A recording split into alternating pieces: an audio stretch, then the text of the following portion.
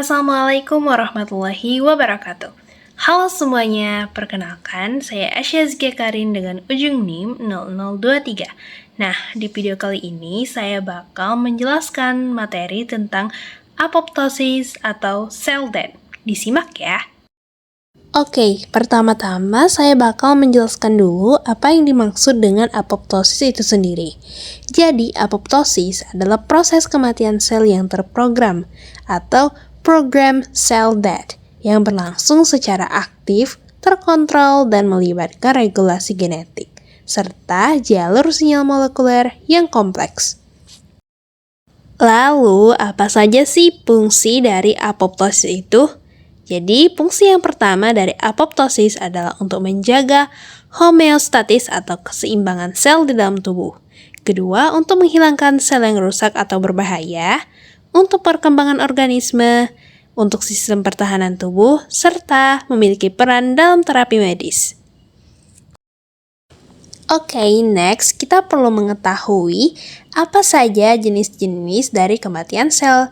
Jadi, kematian sel adalah proses berakhirnya fungsi sel di dalam tubuh yang dapat terjadi secara terprogram maupun tidak terkontrol.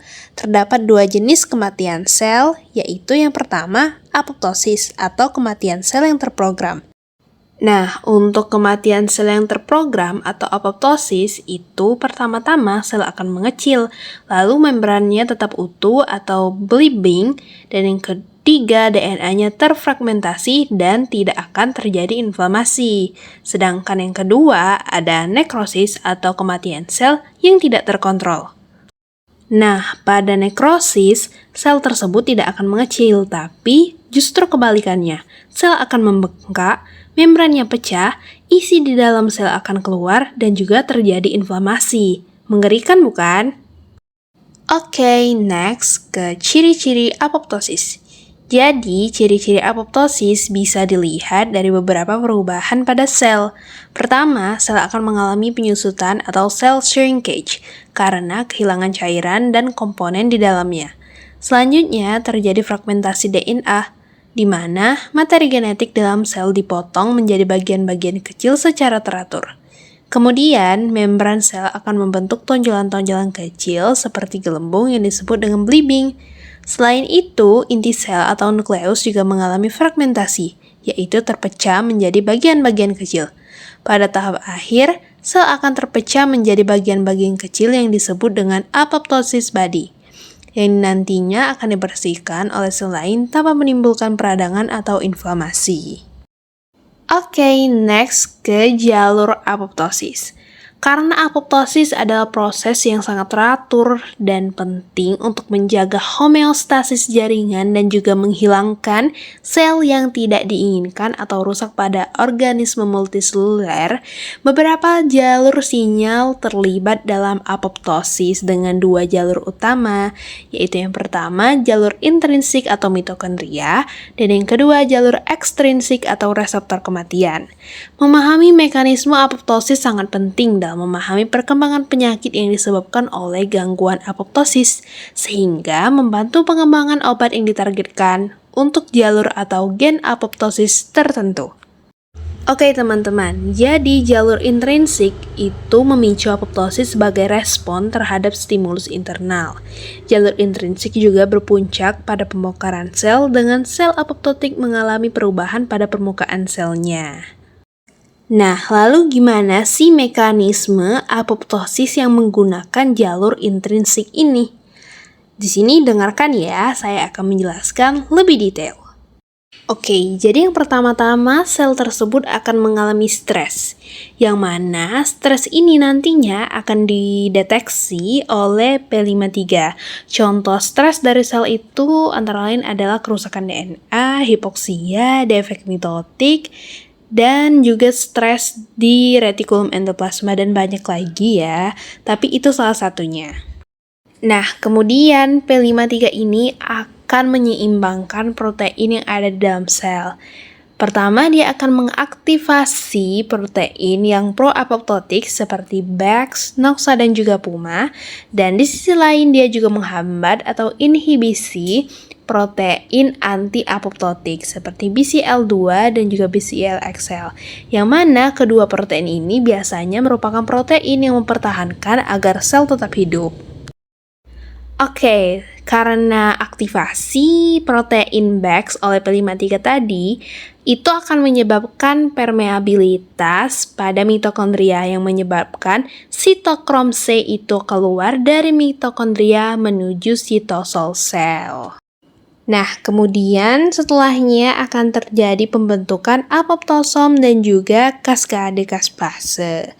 Yang mana apoptosom ini akan terbentuk ketika sitokrom C bergabung dengan protein apop1.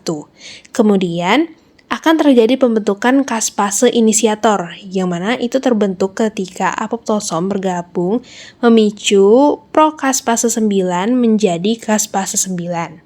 Kemudian untuk pembentukan atau aktivasi kaspase eksekutor itu akan terjadi ketika kaspase 9 bergabung memicu prokaspase 3, 6, dan 7 untuk membentuk kaspase 3, 6, dan 7.